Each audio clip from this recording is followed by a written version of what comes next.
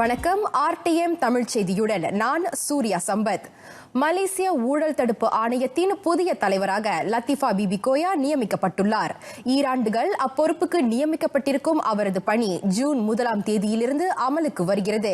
அரசாங்க அமைப்புகளை சீரமைக்கும் முயற்சிகளில் ஒன்றாக லத்தீஃபா பிபி கோயாவின் நியமனம் அமைந்திருக்கிறது. Latheefa Bibi Koya lawyers for liberty எனும் அமைப்பில் நிர்வாக இயக்குநராக பொறுப்பேற்றிருந்தார். மலேசிய ஊழல் தடுப்பு ஆணையத்தின் தலைவர் பொறுப்புக்கான அவரது நியமனத்திற்கு பேரரசர் அனுமதி அளித்திருக்கின்றார். இதனிடையே மலேசிய ஊழல் தடுப்பு ஆணையத்தின் தலைவராக பொறுப்பு வகித்திருந்த டத்தோ ஸ்ரீ முகமது ஷுக்ரி பின் அப்துல் தமது ஒப்பந்தத்துக்கான காலத்தை குறைக்க கேட்டுக் கொண்டிருந்தார். அவரது அந்த கோரிக்கையை பேரரசர் ஏற்றுக்கொண்டதாக பிரதமர் துறை அறிக்கையின் வாயிலாக தெரிவித்தது. தமது பதவிக்காலத்தில் போது டத்தோ ஸ்ரீ முகமது ஷுக்ரி நாட்டிற்கு ஆற்றிய சேவைக்கு அரசு நன்றி தெரிவித்துக் கொண்டது.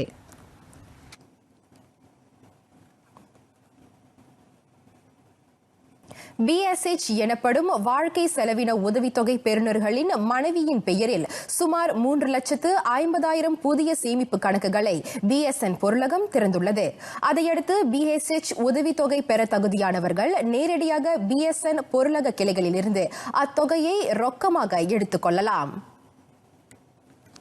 இவ்வாண்டுக்கான வாழ்க்கை செலவின உதவித்தொகையை பெற தகுதி பெற்ற 36 லட்சம் குடும்பங்களில் 3 லட்சம் பெறுநர்களின் பொருளக கணக்கில் அத்தொகையை செலுத்த முடியாமல் போனதாக நிதியமைச்சு ஓர் அறிக்கையின் வாயிலாக குறிப்பிட்டது. அதன் காரணமாகவே சம்பந்தப்பட்டவர்களுக்கு புதிய BSN வங்கி கணக்குகள் திறக்கப்பட்டன. மனைவியின் பொருளக கணக்கு எண்களை பூர்த்தி செய்ய வேண்டிய இடத்தில் கணவனின் பொருளக கணக்கு எண்களை பூர்த்தி செய்தது, பதிவு பெறாத பொருளக கணக்கு எண்களை வழங்கியது ஆகியவையே இச்சிக்கலுக்கான முதன்மை காரணங்கள் என்றும் அவ்வமைச்சு தெளிவுபடுத்தியது. மேல் விவரங்களுக்கு பொதுமக்கள் bsh@treasury.gov.my எனும் மின்னஞ்சல் அல்லது 1800882747 எனும் கட்டணமில்லா தொலைபேசி எண்களை தொடர்பு கொள்ளும்படி அறிவுறுத்தப்படுகின்றனர்.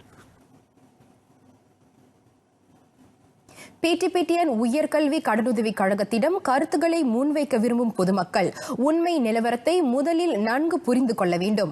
அதன் அடிப்படையில் அவர்கள் முன்வைக்கும் கருத்துக்களை கொண்டு PTPTN உயர்கல்வி கடனுதவி கழகத்தால் நியாயமான நடுநிலையான முடிவை எடுக்க முடியும். அதே சமயம் கடனுதவியை பெற்றவர்கள் மட்டுமின்றி பொதுமக்களும் கருத்துக்களை முன்வைக்கலாம் என PTPTN உயர்கல்வி கடனுதவி கழகத்தின் சுயேட்சை ஆலோசனை கழகத்தின் தலைவர் ஷேக் ஷஹருடின் ஷேக் சலீம் ஓர் அறிக்கையின் வாயிலாக தெரிவித்தார். PTPTN உயர்கல்வி கடனுதவி கழகம் ஏற்பாடு செய்திருந்த மக்களுடனான ஆலோசனை நிகழ்ச்சி மே மாதம் 16ஆம் தேதி தொடங்கி கடந்த வெள்ளிக்கிழமை யூனிமாஸ் மலேசிய சரவாக் பல்கலைக்கழகத்தில் முடிவடைந்தது. அந்த கலந்துரையாடல் நிகழ்ச்சியின் வாயிலாக PTPTN உயர்கல்வி கடனுதவி கழகம் முன்வைத்த 10 ஆலோசனைகள் தொடர்பில் மக்களிடம் இருந்து கருத்துகள் பெறப்பட்ட வேளை முறையான விளக்கமளிப்பு வாயிலாக மக்கள் அதனை நன்கு புரிந்து கொண்டு தரமான பரிந்துரைகளை முன்வைக்க வேண்டும் என ஷேக் ஷஹருடின் ஷேக் சலீம் தெரிவித்தார். எனவே தங்கள் கருத்துக்களை முன்வைக்க விரும்பும் பொதுமக்கள் இம்மாதம் 13ஆம் தேதிக்குள் PTPTN உயர்கல்வி கடனுதவி கழகத்தின் அகப்பக்கம் வாயிலாக அதனை செய்யலாம்.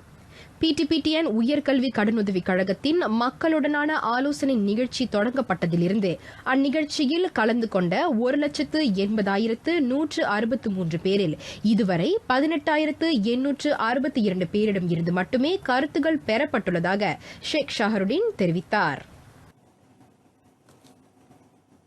கல்வியை பெறுவது அனைவரது உரிமையாகும்.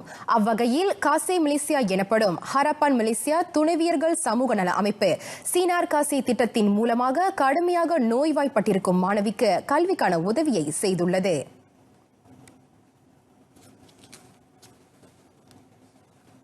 புந்தோங் இடைநிலைப் பள்ளியில் பயிலும் 4ஆம் படிவ மாணவியான தாரணி சிறுநீரக செயலிழப்பினால் டயாலிசிஸ் ரத்த சுத்திகரிப்பு சிகிச்சையை மேற்கொண்டு வருகின்றார்.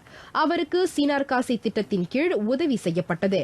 மடிக்கணினி, அச்சுப்பொறி, நாற்காலி, மேசை மற்றும் கல்வி கட்டணம் போன்ற உதவிகளை மனிதவள அமைச்சரின் மனைவியும் காசே மலேசியா அமைப்பின் கணக்காய்வாளருமான ஜெயலட்சுமி குலசேகரன் அம்மாணவிக்கு எடுத்து வழங்கினார். அவங்க பள்ளிக்கூடத்துக்கு போக ஆர்வம் இருக்குது, படிக்க ஆர்வம் இருக்குது, வாழ்க்கையில் நல்லா வர்றதுக்கு ஆர்வம் இருக்குது. ஆனால் அந்த மருத்துவர் சொல்கிறாங்க அவங்க அந்த கண்டிஷன் இருக்கும்போது அங்கே பள்ளிக்கூடத்துக்கு போக முடியாது. இப்போ இந்த அரசாங்கம் காசை உதவி செஞ்ச போது அந்த இதை எடுத்துக்கிட்டு அவங்க வீட்டிலே இருந்து அந்த படிப்பை அவங்க செய்ய முடியும். கடும் நோய் அல்லது சிறப்பு கவனிப்பு தேவைப்படும் மாற்றுத்திறனாளி மாணவர்களுக்கு வீட்டிலிருந்தே பயிற்சிகளை வழங்குகிறது சீனார் காசை திட்டம். மற்ற மாணவர்களைப் போல் இவர்களுக்குள்ளும் பல கனவுகளும் லட்சியங்களும் இருக்கும். அதை வெளிக்கொணர்வதற்கு சீனார் காசை பக்கபலமாக அமையும். அதோடு மாணவர்களுக்கு தேவைப்படும் ஆலோசனையும் சீனார் காசை திட்டம் வழங்கும். கல்வி அமைச்சு மற்றும் MSU எனும் நிர்வாக அறிவியல் பல்கலைக்கழக ஒத்துழைப்புடன் இத்திட்டம் மேற்கொள்ளப்படுகிறது. எனக்கு இப்போ சீனா காசுலேருந்து எனக்கு உதவி செஞ்சுருக்காங்க. எனக்கு லேப்டாப், பிரிண்டர், படிக்கிற புக்கு எல்லாத்தையும் கிடைச்சிருக்கு. ஸோ இவங்களுக்காக நான் நன்றி சொல்லிக்கிறேன். பல மாணவர்களின் கனவு இத்திட்டம் மூலம் நிறைவேறட்டும். நேற்று மாலை பாசிர்கூடாங் நெடுஞ்சாலைக்கு அருகே பாராங்கத்தியை கொண்டு வாகனமோட்டியை மிரட்டி குண்டர்தனம் புரிந்த இருவருக்கு ஜோஹர் போலீஸ் வலை வீசி வருகிறது. சந்தேகிக்கப்படும் அவ்விரு நபர்களின் விவரங்கள் அடையாளம் காணப்பட்டுவிட்டதை ஜோஹர் மாநில போலீஸ் தலைவர் டத்தோ முகமது கலீல் முகமது உறுதிப்படுத்தினார். நேற்று முதல் சமூக வலைதளத்தில் வேகமாக பரவி வரும் 1 நிமிடம் 24 வினாடிகள் நீளம் கொண்ட காணொளியில் வாகனத்தில் இருந்து இறங்கிய 2 ஆடவர்கள் மற்றொரு வாகன மூட்டியை நோக்கி ஆபாச சைகைகளால் வசைபாடியதுடன் பாராங்கத்தியை கொண்டு அவர் காரின் முன் கண்ணாடியை பலமாக அடித்த காட்சி தெளிவாக பதிவாகியிருக்கிறது. வாகன நெரிசல் ஏற்பட்டிருந்த சமயத்தில் முந்தி செல்வதற்கு இடமளிக்க மறுத்ததன் காரணத்தால் ஏற்பட்ட அதிருப்தியால் இந்த சம்பவம் நிகழ்ந்ததாக நம்பப்படுகிறது. சம்பந்தப்பட்ட இருவரையும் போலீஸ் தீவிரமாக தேடி வரும் வேளையில் அவர்கள் கூடிய விரைவில் கைது செய்யப்படுவார்கள் என டத்தோ முகமது கலீல் முகமது திட்டவட்டமாக கூறினார். ஹரிராயா பெருநாளை முன்னிட்டு பிரதமரும் அமைச்சரவை உறுப்பினர்களும் ஏற்பாடு செய்திருக்கும் பொது உபசரிப்பில் கலந்து கொள்ள விரும்பும் பொதுமக்களுக்காக பிரத்யேகமாக 1150 வாகன நிறுத்துமிடங்கள் தயார் செய்யப்பட்டுள்ளன. புத்ராஜயாவில் உள்ள ஸ்ரீ பர்டானா சதுக்கத்தில் நாளை அந்த பொது உபசரிப்பு நடைபெறுகிறது. கிளாப் தாசிக் புத்ராஜயா ஸ்ரீ பர்டனா சதுக்கத்துக்கு வெளியே புஷ்பனிதபுரி ஆகிய இடங்களில் பொதுமக்களின் வசதிக்காக பிரத்யேக கார் நிறுத்தும் இடங்கள் தயார் செய்யப்பட்டுள்ளன. அதே சமயம் பிரசென்ட் 10 உள்ள தனியார் நிலப்பகுதியிலும் பொதுமக்கள் தங்களது வாகனங்களை நிறுத்தலாம் என கோலாலம்பூர் போலீஸ் தலைவர் டத்தோ ஸ்ரீ மஸ்ரான் லாசிம் ஓர் அறிக்கையின் வாயிலாக தெரிவித்தார். அரசாங்க தலைமை செயலாளரின் இல்லத்திற்கு பின்புறத்தில் இருக்கும் நிலப்பகுதி உட்பட புஷ்பனிதபுரிக்கு வலதுபுறத்தில் இருக்கும் திடல் பிரசின் 10 சாலையோரம் நெடுகிலும் பொதுமக்கள் தங்களது வாகனத்தை நிறுத்தலாம். காலை மணி 9:30 தொடங்கி புத்ராஜயா சென்ட்ரல், புத்ரா பள்ளிவாசல், துவாங்கு மீசான் பள்ளிவாசல் ஆகிய பகுதிகளில் இருந்து ஸ்ரீபர்டனா சதுக்கத்திற்கு செல்ல இலவச பேருந்து சேவை ஏற்பாடு செய்யப்பட்டுள்ளது. சத்யா அலாமில் நீர் குழாய் உடைந்ததால் நீர் விநியோகம் தடைப்பட்டிருந்த கில்லான், குவாலாலங்கட் பகுதிகளில் கட்டம் கட்டமாக நீர் விநியோகம் வழக்க நிலைக்கு திரும்பியது. இன்று அதிகாலை மணி 4 அளவில் உடைந்த குழாயை பழுது பார்க்கும் பணிகள் முழுமையடைந்தன. குவாலாலங்கட்டில் பாதிக்கப்பட்ட 9 இடங்களில் நீர் விநியோகம் முழுமையாக வழக்கு நிலைக்கு திரும்பியது.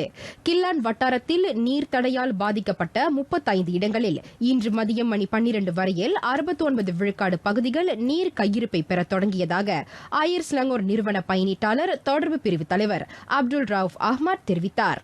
அனைத்து இடங்களுக்கும் விரைந்து நீர் விநியோகம் திரும்ப வேலைகள் மிக வேகமாக மேற்கொள்ளப்படுவதாக ஓர் அறிக்கையின் வாயிலாக அவர் தெரிவித்தார்.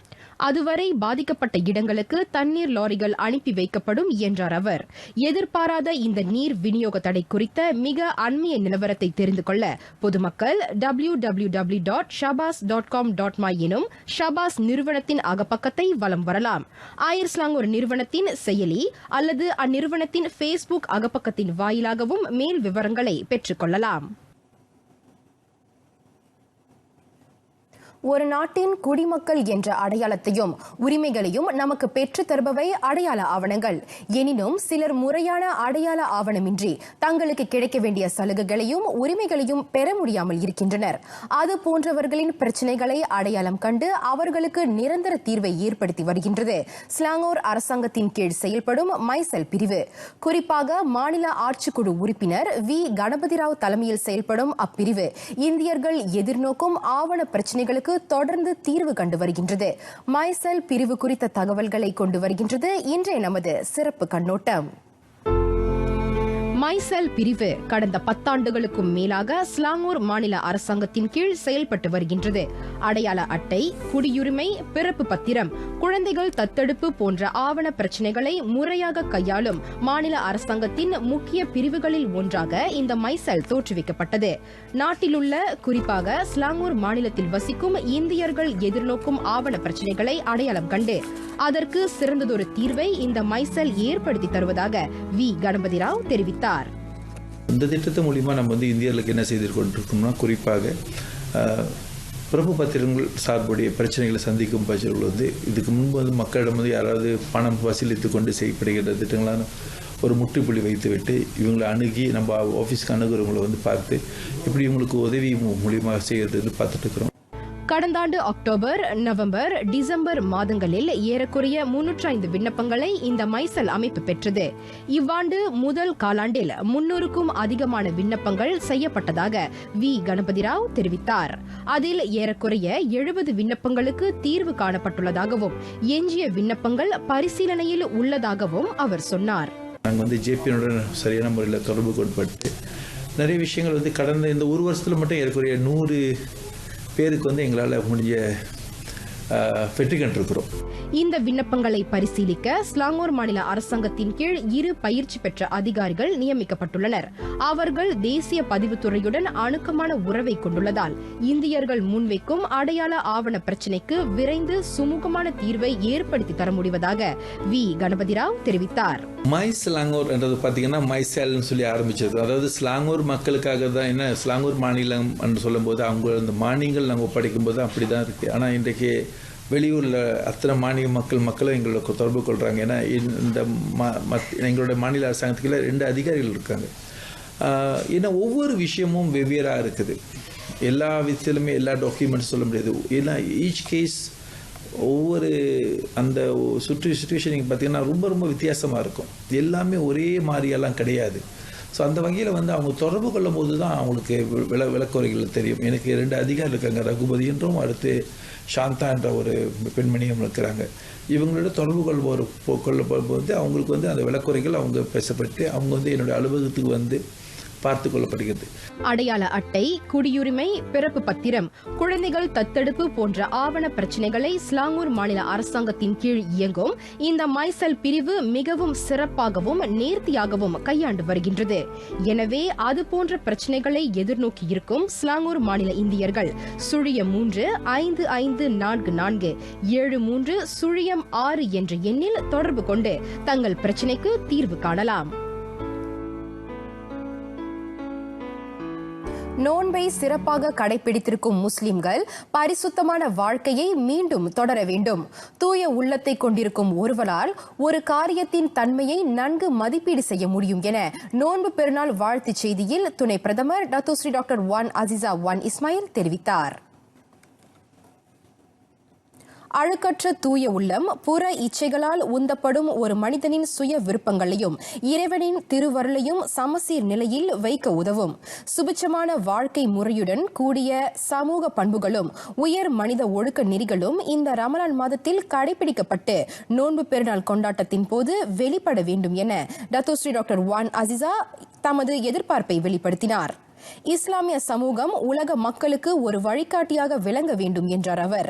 நாட்டின் இதர இன மக்களும் நோன்பு பெருநாளின் உன்னதத்தை உணர்ந்திருக்கிறார்கள். இவ்வேளையில் வசதி வாய்ப்புகள் குறைந்த மக்களையும் நாம் மறந்துவிடக்கூடாது என துணை பிரதமர் கூறினார்.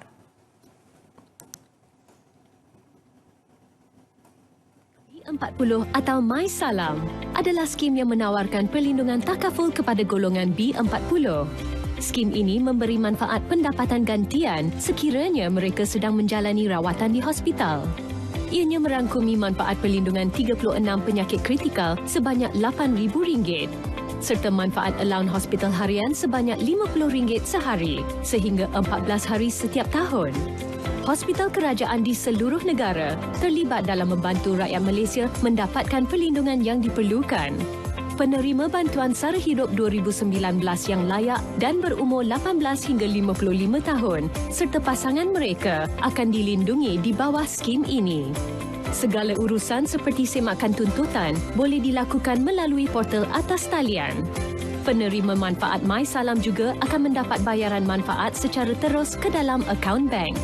Dengan menggunakan nombor kad pengenalan dan nama penuh, penerima manfaat MySalam boleh mengakses portal untuk mendapatkan maklumat lanjut mengenai skim ini seperti semak kelayakan, butiran manfaat skim, manfaat kelayakan, status tuntutan, senarai hospital dan soalan lazim.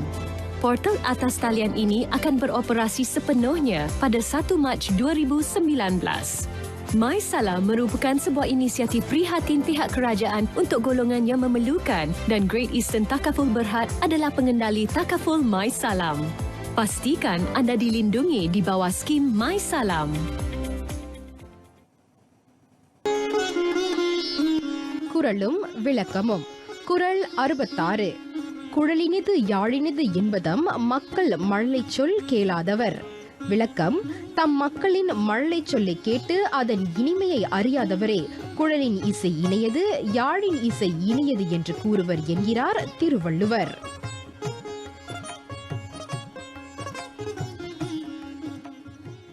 இத்துடன் இன்றைய நமது செய்தி அறிக்கை நிறைவடைகிறது. விடைபெறுகிறேன். வணக்கம். சயாங்கி மலேசியாக்கு.